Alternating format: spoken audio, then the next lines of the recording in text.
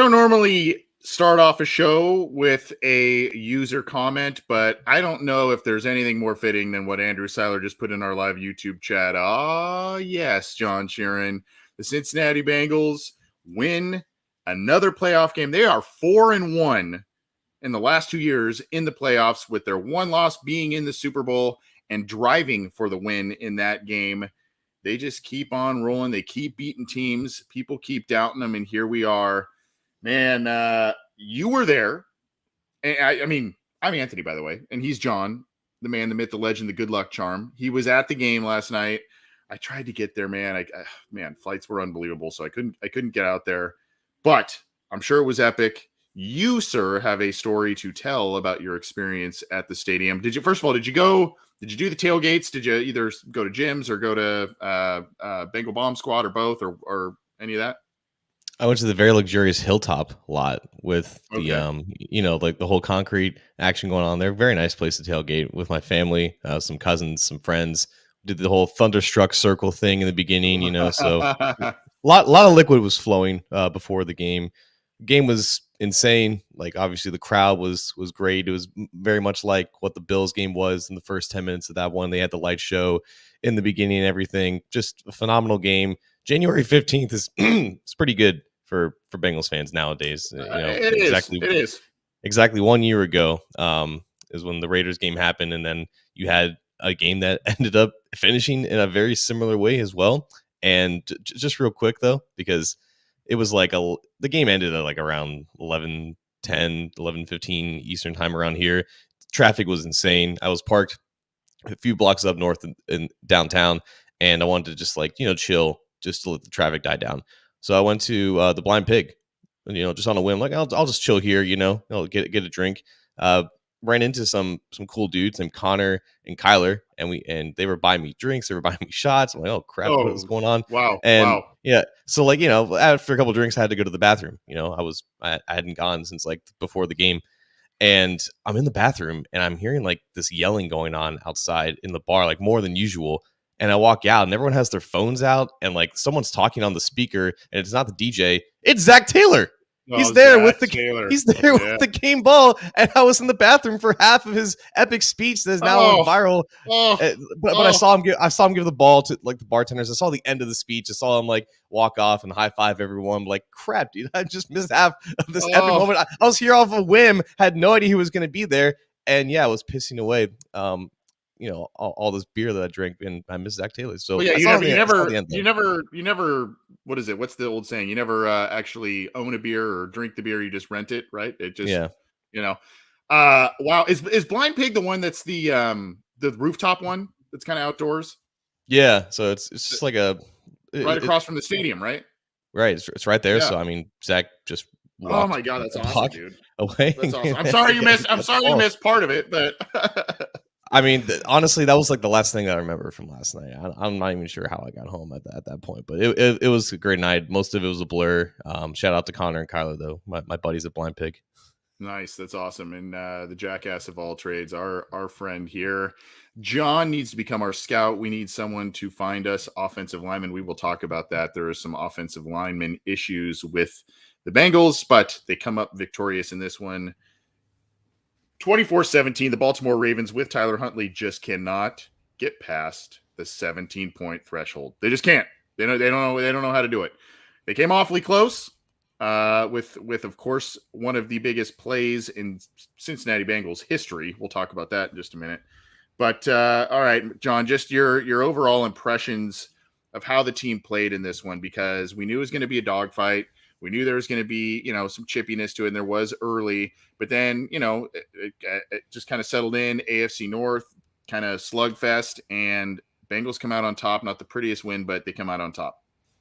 Yeah, I mean, we all knew kind of what this game was going to be. Like you said, along with the chippiness, you knew that the Ravens defense is going to show up. It's an incredible unit. It knows the Bengals offense really well. But I still think the Bengals offense played pretty well for most of this game. It was towards the end when they couldn't finish it out, and that was all like last year's a playoff win against the Raiders, where they had a chance to really close the game in the fourth quarter, and they just let mistakes kind of get in the way. You saw, Jackson Carman break down a little bit at left tackle. He was doing fine, I think, for the first 20 or so snaps that he had, but he ended up giving up the sack. He had the false start.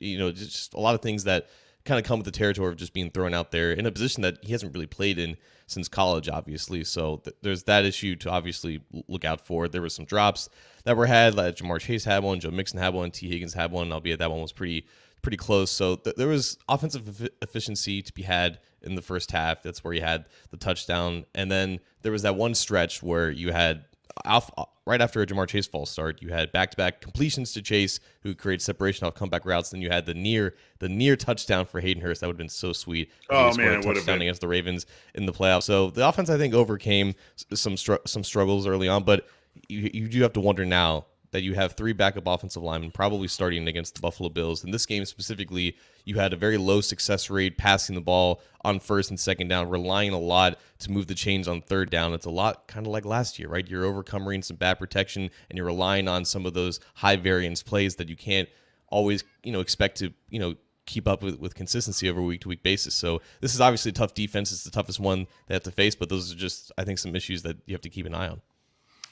I think from what I saw, and I plan to rewatch and especially hone in on him, but I think Max Sharping did okay. There were some issues up front, obviously, but I mean, for the situation he was thrown in, I didn't see him being a glaring liability. But obviously, the team only mustered 2.8 yards per carry as a team. I think it was 51 total yards on the ground. Got outrushed by 100 yards on the ground by the Baltimore Ravens. The one thing that kind of stuck in my craw, I guess, a little bit with this one, John, is that you knew, and now let me back up. The Bengals defense, I could name a player, and they probably had a big play, a positive big play in this game. Zachary Carter had a couple of nice tackles. Chris Collinsworth was all over that on the telecast. B.J. Hill has a sack. Sam Hubbard, obviously, the return for the touchdown. Logan Wilson, Jermaine Pratt teaming up on that one to just name a player, and they likely had a big play at this point. The problem is they didn't string them together very often, and they, the game plan, I think a lot of people knew what the game plan was going to be for the most part by the Baltimore Ravens on offense with Tyler Huntley at quarterback, right? It was going to be a lot of running. You're going to get the occasional pass to Mark Andrews, maybe an occasional pass to the wide receivers there, but it was going to be a lot of Mark Andrews. It's going to be a lot of the three-headed monster running back, and then Tyler Huntley trying to do some things as well. I thought that they did pretty well, save for one or two occasions, against Tyler Huntley, the runner. I think they did, pretty well against him. The running backs, though, I think they had 4.5 yards per carry as a team. The Baltimore Ravens, 150 yards on the ground. You kind of knew this was coming, and yet still this Bengals defense still kind of allowed them to do a lot of the things they wanted to do and keep this game close, which was a little concerning to me. Yeah, I think you had great games out of Reeder, B.J. Hill, and Zach Carter, who I feel like had one of his best games of his season. But that's all in the interior, right? You had those guys out there in that 5-2 front for the majority of the game. Most of the time against Lamar Jackson, you're typically going out there with a 4-3 defense, which is why you see Akeem Davis-Gaither more times against the Ravens than any other team. That wasn't really the case in this one. They went with those heavy personnel packages up front.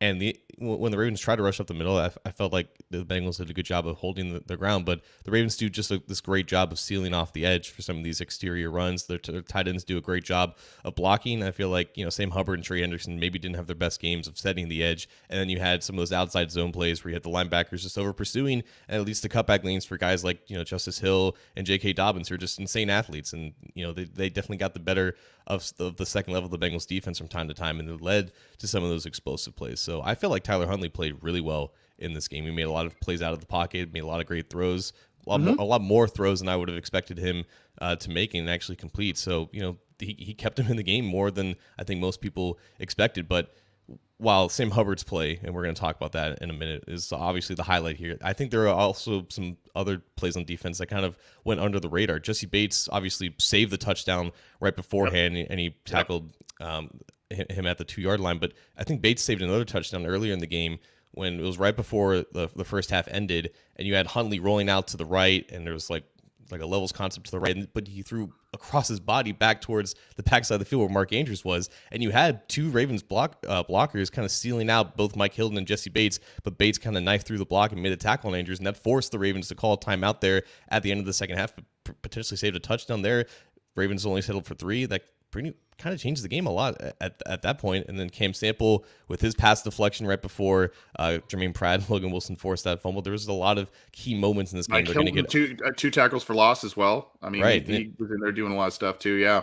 Yeah, and like Hilton didn't play that much because, again, the Bengals were mainly in that 5-2 fronts, but he made the most out of his snaps. And we really shouldn't forget Akeem Davis's Gaither's interception, which is a lot like what Trey Flowers did against Tom Brady. It was a very similar coverage, and he read the play almost exactly the same way, and he managed to catch the ball. So a lot of great moments that are going to get overshadowed over time because we're going to look back at the Hubbard play and the legacy of that, but just another phenomenal game by this defense, just making plays when it counts.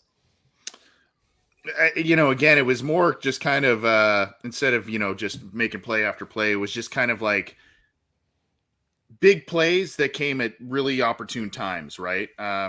Or if there were a play after play, it was like one play that set up the big play type of thing. So I guess I just really look at that 17-play drive that Baltimore had, and you go, oh boy, that was just oh god, it felt like it was forever since the Bengals had the ball again after that one. But hey, they're playing well. I do give Baltimore credit because they did with a backup quarterback, and I mean they stuck to a script and a blueprint as to how they should have won this game, and they basically stuck to it and came pretty close. I mean, they just kind of made one more turnover than the Bengals did, and that resulted in a touchdown.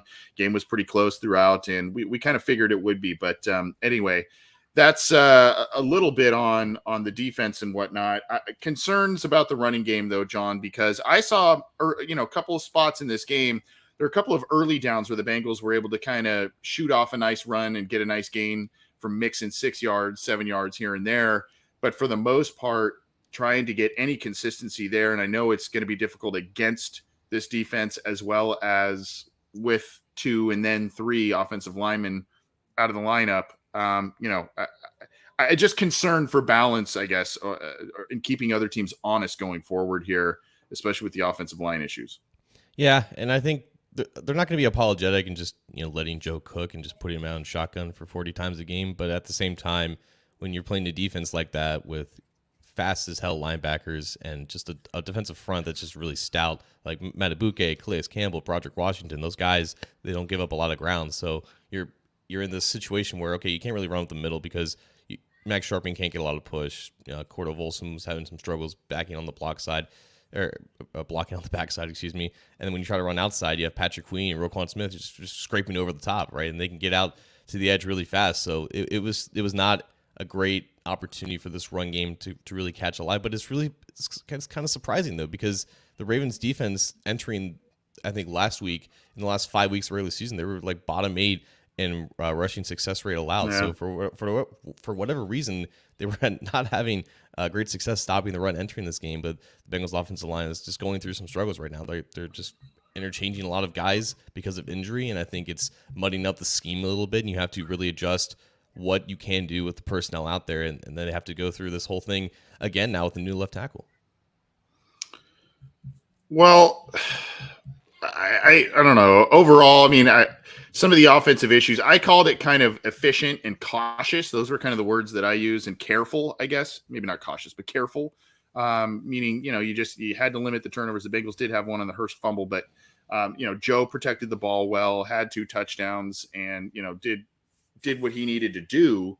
But still, the explosiveness wasn't there. And I personally kind of just chalk it up to the defense that they played. I don't know if you see it the same way, just because this defense kind of just has star players or very good players in all levels of their defense.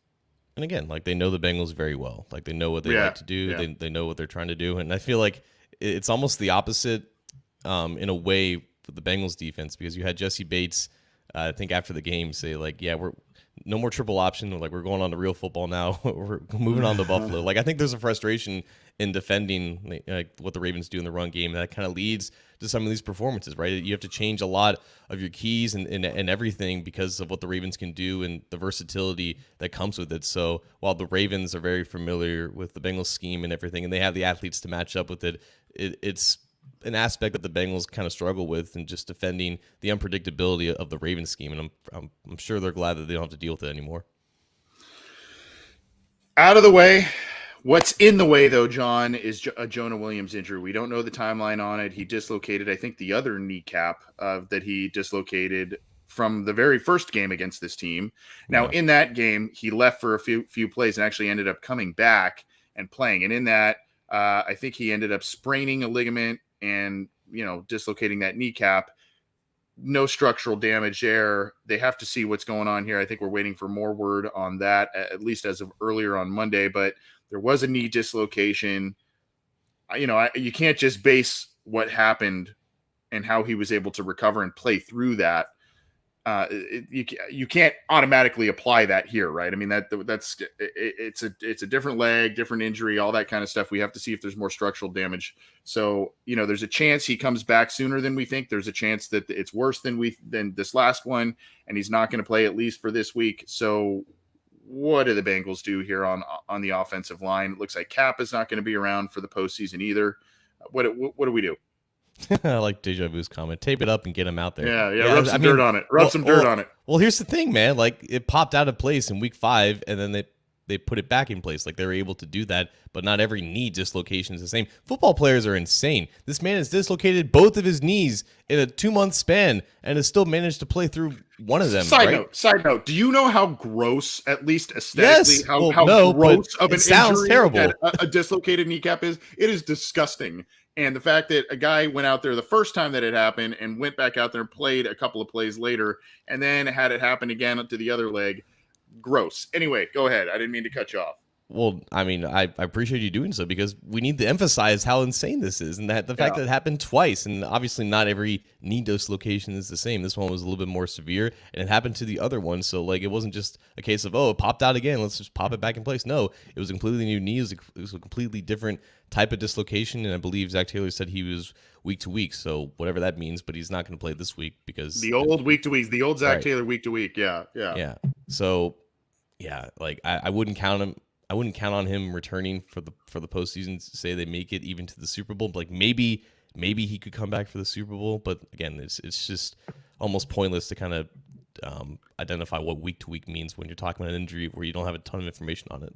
Can they get by with what you saw from Jackson Carman, what we know about Jackson Carman, at least the playing stuff? Can they get by with him at left tackle, again, a position he played in college, and but immediately when they drafted him, they're like, you're going to play guard.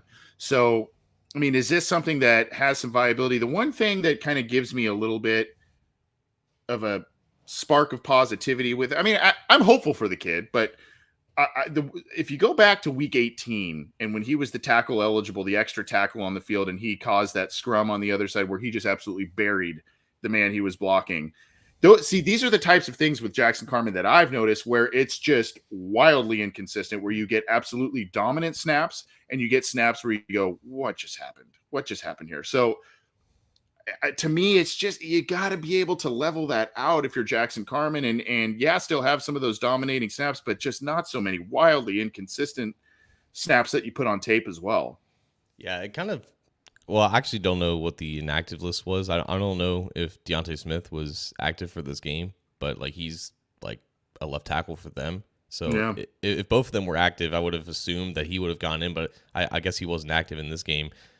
I think the Isaiah Prince variable kind of comes back into play here because you had him not actually going to start at right tackle. That was more smoke than mirrors, but like, he's practicing at tackle for the practice squad. He's gotten those second team reps. I think, he has experience at left tackle. I don't know if you move Hakeem Adeniji to left tackle now, even though he was a left tackle in college. If he's comfortable now at right tackle, he's gotten those practice reps. Maybe you want to keep him there. There's just a lot they have to think about. I think personally, I would definitely consider, seeing what Isaiah Prince has at left tackle now, because you're down to basically no options. I don't know if you can trust Jackson Carman starting an entire game at left tackle.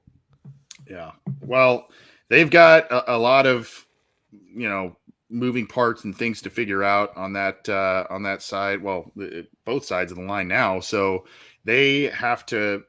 They cannot keep. And I know they got past it last year with these 4-sack games in the postseason, and what was it, 8 or 9 or whatever against the Titans. I mean, just ridiculous numbers. How many times Burrow got sacked 4 times and got hit 8 times last night? That I keep saying it's not going to be sustainable, at least to the Super Bowl. And I know they got there last year while weathering the storm, but they have to figure they can't keep doing that, because it ultimately bit them in the butt in the last game, and they just can't rely on similar results. I know they can't help it because they made major investments on the offensive line, and they've lost two, a lot of major ones. So I don't know, man. I just they need to find a way to be able to weather this and not rack up the amount of sacks and hits. We know Burrow's going to run into a couple. He always does that. That's just his brand of football. But you can't hover around, 4, 5, 6 sacks a game in the postseason. It's going to kill you. Especially against a team that doesn't really blitz that much. Like the Ravens like to disguise, Right. Where they're sending pressure and everything, but they're not like overloading. This isn't Don Week Martindale calling that defense anymore. But the Ravens know how to pressure Burrow, even with a healthy offensive line, right? So if you were to tell me that he was going to have 3 reserve linemen in this game, I would have assumed at least 4 sacks, regardless of what Burrow can do in and out of the pocket. And I feel like he did a good job of managing pressure for the most part in this game. There were some sacks that he avoided, some sacks he just had to take, but that's part of it, right? It's part of playing an elite defensive front like that. I think we should give credit to the Bengals for how they handled the interior part of the line this offseason with drafting Cordell Wilson, developing him so quickly into a solid starter, signing a durable guy like Alex Kappa. Like, that injury, you can't really expect it. Like, it's just a very unfortunate thing that he had to go through. But the depth along the interior with, claiming Max Sharping to back him up and, have him be a solid, okay player. Like that whole plan and execution was pretty good.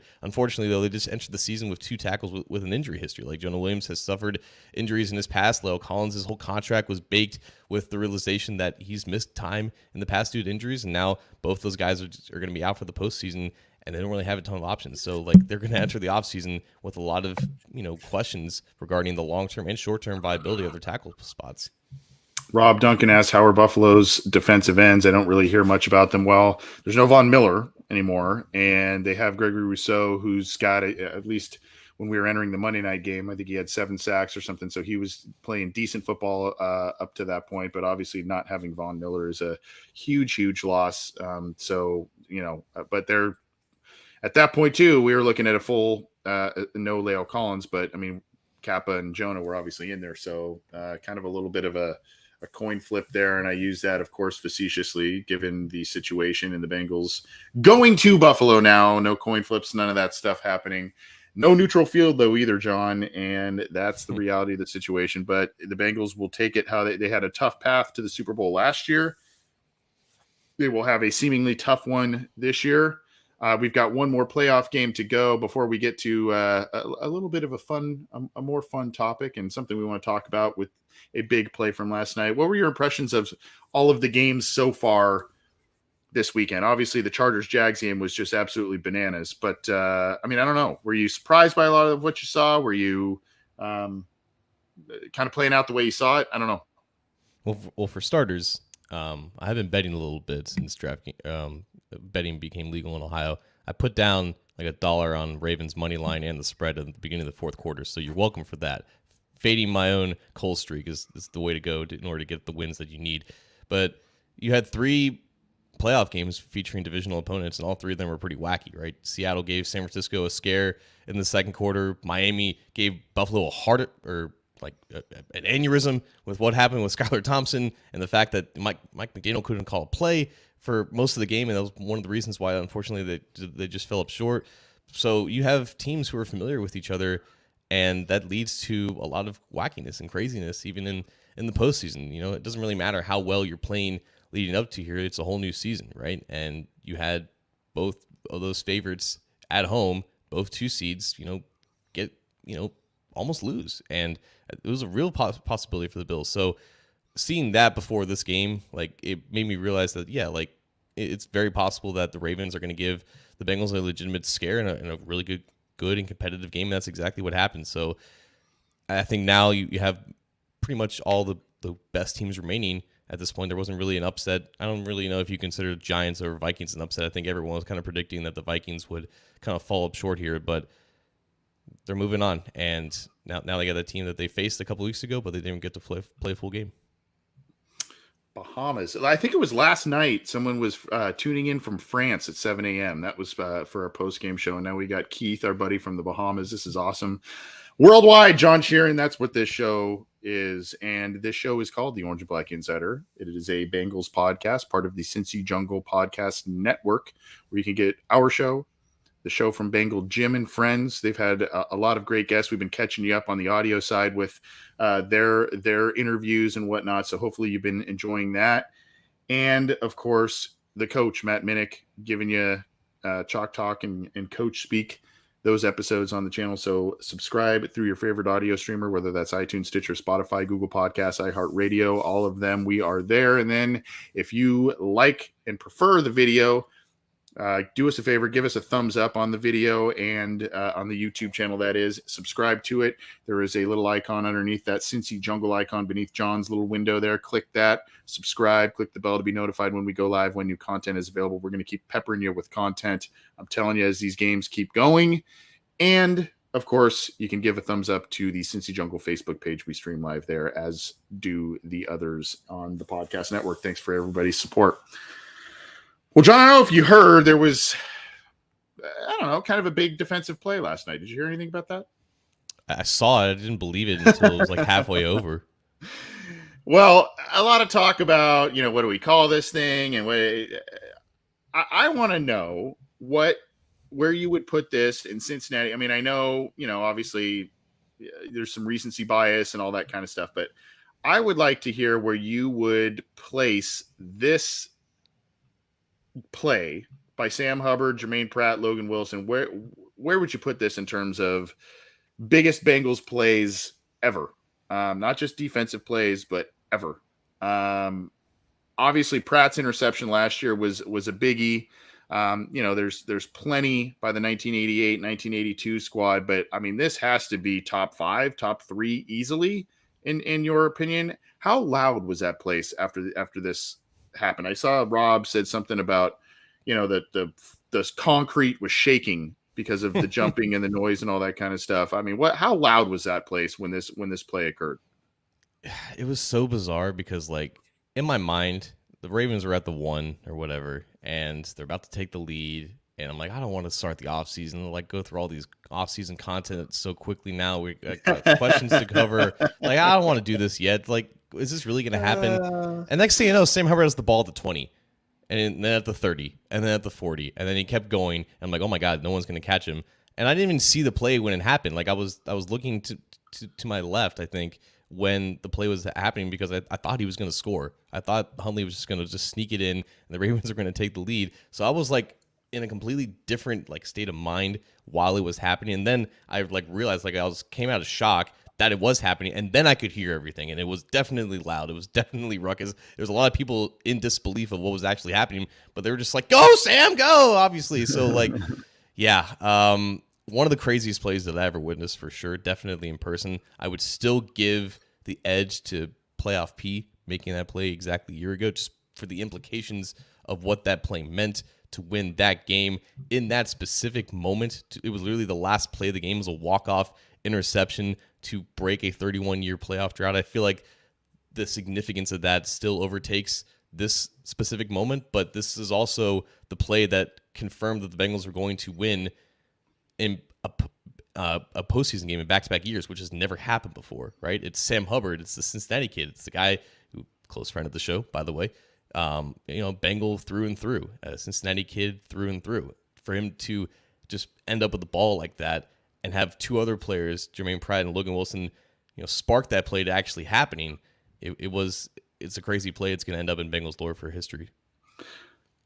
I think what may happen with this play is if the Bengals go on a deep run again, if they end up winning a Super Bowl, going to the Super Bowl, what have you, let's just say it's a similar, if not better path than what they carved out for themselves last year. I think we then look at this play and maybe you start saying, well, this was the play that got him a Lombardi trophy, right? Or this was the play that started them together. Now, granted, they could make a bunch more miraculous ones in the next game or the next handful of games, however long they last here. So, we could say that, but I think we do need to wait to see how the rest of this postseason plays out, because all of a sudden this play could be the one where you go, wow, the Bengals won the Super Bowl, and you look back at this game, and this was kind of, the Sam Hubbard play. I'll put that back on the screen. I'm still showing the Pratt one, but the Sam Hubbard play is the one where you go, oh man, this is the one. This was the one that got him over the hump, and I think what made this one, I don't know if it's top over Pratt for me yet, but I think what made me think that it could be was just the sheer. It's one of those plays where you look at it and you see like a lot of good fortune with it. That ball being batted out of Tyler Huntley's hand could have gone any number of directions, and it just landed right where Sam Hubbard was. And when you talk about teams that end up, winning Super Bowls, or you document teams that are really, really good, or, have a really good season, these are the types of plays where you go, how in the hell did that just happen? Like, it just the fortunate bounce of the football. Now, granted, fortune comes from prepared and, all that kind of stuff. The other thing that I think about with this, and someone put it on Twitter and I retweeted them, it's just, man, this year, this Bengals defense, even when they're not having their strongest game, either by a yard standpoint or point standpoint or what have you, they seem to have this weird knack of coming up with a gigantic turnover at one of the most critical points in the game. Gigantic. I mean, granted, that the interception that Akeem Davis-Gaither had was huge because it was early and it gave the Bengals a touchdown early, but this was unbelievable. This was a 14-point swing in this game right here, this play, and ultimately was the difference in the football game. So that is kind of where I think it's got to be up there probably in the top three. I think Pratt is there now, but I think as this postseason hopefully continues on for a longer stretch, we may look at this thing and go, this might be the greatest play really ever in Bengals history. They've had 4 playoff wins in a 366-day span, and each one of those wins, there was a play like this. Like, it's crazy. Yeah. It's crazy to me that thinking like I'm almost desensitized to these moments now because they just happen so frequently. And I think when it comes to luck versus preparedness, like there was nothing lucky about what Jermaine Pratt and Logan Wilson did. Like, that's just training. That's going for the ball. Right. Situational awareness where the yard line is. The luck is obviously where the ball ends up. And Sam Hubbard just being at the right place at the right time and then running. I think he said just under 18 miles per hour in a dead sprint, which another factor here that he explained, but I don't think a lot of people realize, like, that was such a long drive, and obviously if you're a defensive lineman who's not getting rotated out of the game, you're completely gassed, and then you're running, I think it was officially 123 yards from when the play started to when the play ended, and Sam was just dying for oxygen. Like, I can't imagine what was going on with his lungs at that moment, but there was just probably so much adrenaline going on. But like, these plays just happen so often now for the Bengals, and it's like we're getting fatigued from just the clutchness of this defense. I want to point this out, and this has nothing really to do with the Hubbard play, but I'll have to find this here if I can pull it up. But did you see how close it was to that Hail Mary at the end actually kind of being caught? It was, I didn't think it was that close. I just kind of thought it was sort of in the area and it got batted down based on what I could see from TV. And then there was, another angle of it. I'll have to try and find it here on Twitter. I should have had this pulled up here, but man, it basically a guy was kind of diving for it and it went right through his hands, and it was really close. And it kind of, as we look at this play and we, the Hubbard play, and we talk about, oh wow, that just the lucky bounce there, but just how fortunate some of these things just end up going your way. And that's kind of what, sometimes obviously you're a good team, you've got a good football team, but some of these fortunate bounces and things like that go your way, that also kind of paints the picture of a potential deep postseason run or Super Bowl team. Yeah, these moments matter a lot more, obviously, when you do put together that run, and if not, they just kind of become like a little blip in the radar and everything like that. But I think it's fair to say that, like, the Ravens had definite chances to win this game, and the Bengals just made the plays they needed to make to snatch it from them. Like, the Ravens played really well.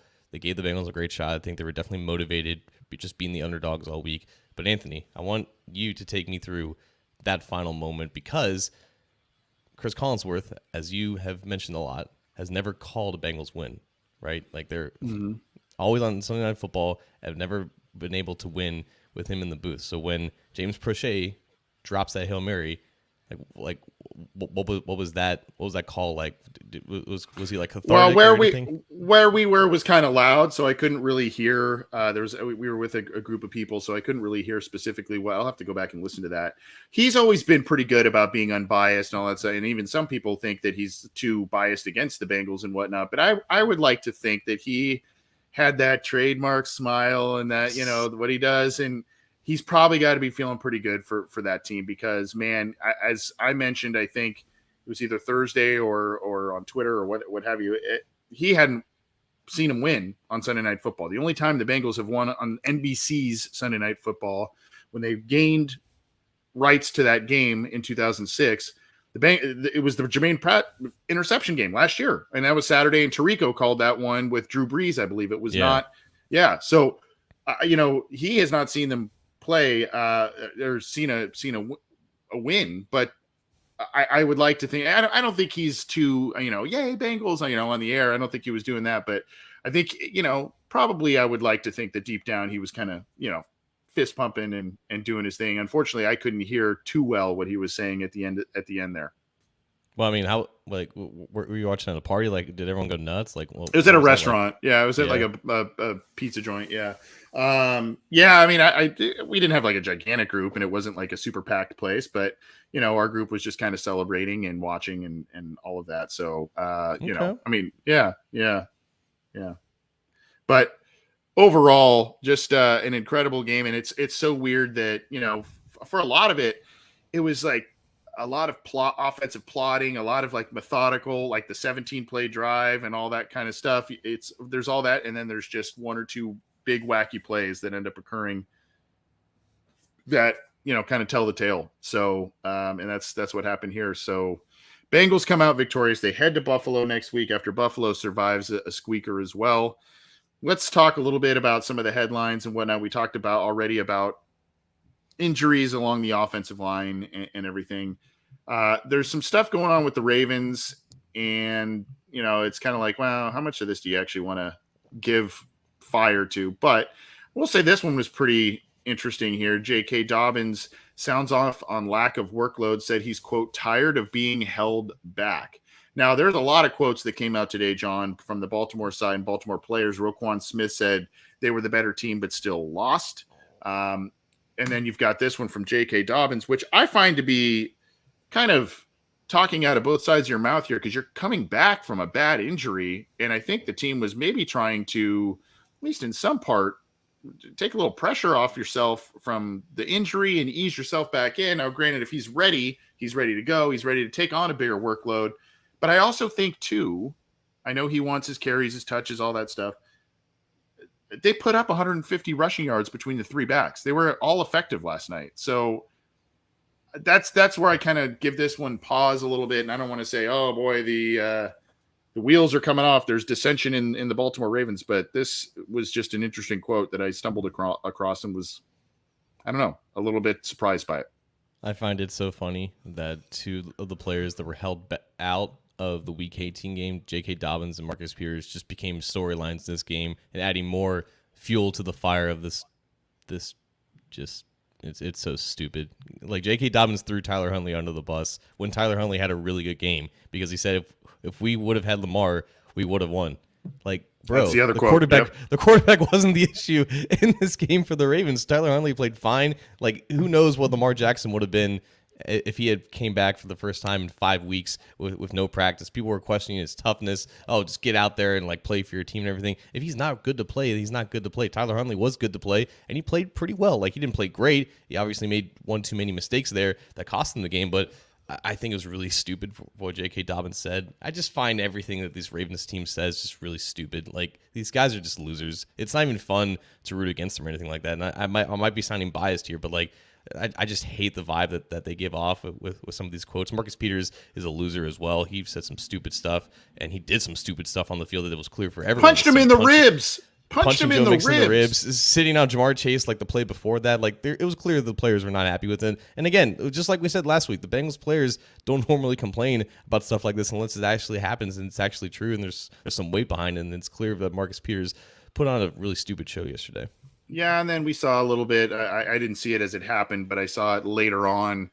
Some of the twisting of legs and ankles again of Joe Mixon by Roquan Smith, I believe, after a couple of carries there. So, the punch to the ribs thing was just like, what are you doing? I couldn't figure that one out there. But at any rate, those are some of the quotes coming out of there. And obviously the fans are believing that they feel like they should have won. I put out a tweet, John, kind of saying, hey, remember when the Bengals almost won with AJ McCarron? Kind of a similar vibe coming out from Baltimore side of things this week. And I don't know. Do you take any stock when they say, I mean, I know they want to say that, hey, we're the better team, or we would have won if we had our starting quarterback, all that kind of stuff. Do you take any stock in that, or is it just, they're just kind of talking to talk?